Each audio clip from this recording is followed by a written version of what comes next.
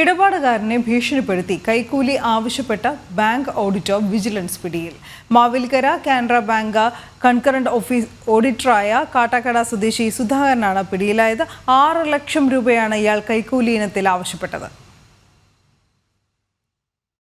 കാനറ ബാങ്കിലെ ലോൺ ഇടപാടുകൾക്ക് സമർപ്പിച്ച രേഖകളിൽ പ്രശ്നങ്ങൾ ഉണ്ടെന്നായിരുന്നു ബാങ്കിലെ കൺകറന്റ് ഓഡിറ്ററായ സുധാകരൻ പരാതിക്കാരനോട് പറഞ്ഞിരുന്നത്. ഇത് ഗുരുതര പ്രശ്നമാണെന്നും അക്കൗണ്ട് കിട്ടാക്കടം കാറ്റഗറിയിൽ ഉൾപ്പെടുത്തുമെന്നും സുധാകരൻ പരാതിക്കാരനെ ഭീഷണിപ്പെടുത്തി.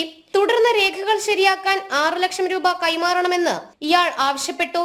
ഇതേ തുടർന്നാണ് പരാതിക്കാരൻ വിജിലൻസിനെ സമീപിച്ചത്. വിജിലൻസിന്റെ നിർദ്ദേശപ്രകാരം കൊല്ലത്ത് പണം കൈമാറുമ്പോഴാണ് സുധാകരൻ പിടിയിലാകുന്നത്. അദ്ദേഹം സമർപ്പിച്ചിട്ടുള്ള രേഖകൾ ശരിയല്ല. ആ രേഖകൾ ശരിയല്ലാത്തതുകൊണ്ട് അദ്ദേഹത്തിൻ്റെ ആ ലോണിന് പ്രശ്നമുണ്ടാക്കും. അദ്ദേഹത്തിൻ്റെ അക്കൗണ്ടുകൾ NPA ആക്കിയിട്ട് മാറ്റാൻ വേണ്ടിയിട്ട് റിപ്പോർട്ട് കൊടുക്കും. ആ റിപ്പോർട്ട് കൊടുക്കാതിരിക്കണമെങ്കിൽ കൈക്കൂലി തരണം എന്ന് ഈ ചാർട്ടേഡ് അക്കൗണ്ടൻ്റ് പരാതിക്കാരനോട് ആവശ്യപ്പെട്ടു. 6 ലക്ഷം രൂപയാണ് അദ്ദേഹത്തിനോട് കൈക്കൂലി ആവശ്യപ്പെട്ടത്. മുൻപും സുധാകരൻ നിരവധി ഇടപാടുകാരെ ഭീഷണിപ്പെടുത്തിയിട്ടുണ്ടെന്ന് വിജിലൻസിന് വിവരം ലഭിച്ചിട്ടുണ്ട്. കൂടുതൽ പേരുടെ പരാതി ലഭിക്കുന്ന മുറയ്ക്ക് തുടർ നടപടികൾ സ്വീകരിക്കാനാണ് വിജിലൻസിന്റെ നീക്കം. ജനം, കൊച്ചി.